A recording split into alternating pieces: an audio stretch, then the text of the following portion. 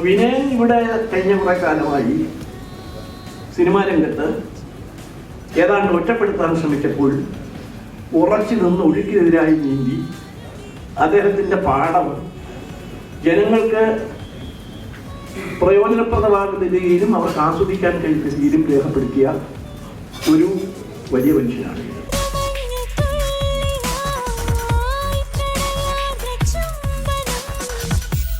വിനയന്റെ ഈ ചിത്രത്തെ പറ്റി ഒരു വാചകത്തിൽ പറഞ്ഞാൽ it is A technically perfect film. അത് കണ്ടുകൊണ്ടിരുന്നപ്പോൾ പലപ്പോഴും എനിക്ക് തോന്നിയത് കോടികൾ ഡോളറിൽ ചെലവാക്കിയ ഹോളിവുഡ് സിനിമ കാണുന്ന ഒരു പ്രതീതിയായിരുന്നു.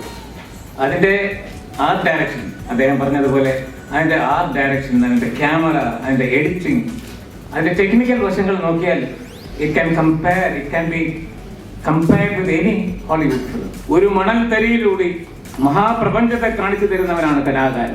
അതാണ് ഇപ്പോൾ വിനയൻ നമുക്ക് കാണിച്ചു തരുന്നത്. എൻ്റെ കൂടെ സഹകരിച്ച താരങ്ങൾ ഇവിടെ ഇരിപ്പുണ്ട്. നേരത്തെ പറഞ്ഞു എൻ്റെ മ്യൂസിക് ഡയറക്ടർ, എൻ്റെ എഡിറ്റർ നിഷാദ്, ഒത്തിരി ചെറുപ്പക്കാരെ ഞാൻ ഈ സിനിമയിലൂടെ കൊണ്ടുവന്നു. അതിനൊരു പക്ഷേ കാരണം ഈ വക എനിക്കുണ്ടായ പ്രതിസന്ധികളായിരിക്കും. ഇതിലെല്ലാം എന്നോട് സഹകരിച്ച, ഇവിടെ നമ്മളിപ്പോൾ ട്രാക്ലേ ആയിട്ട് അഭിനയിച്ച സുധീർ ഇപ്പോൾ വലിയ ആളായിരിക്കുകയാണ്.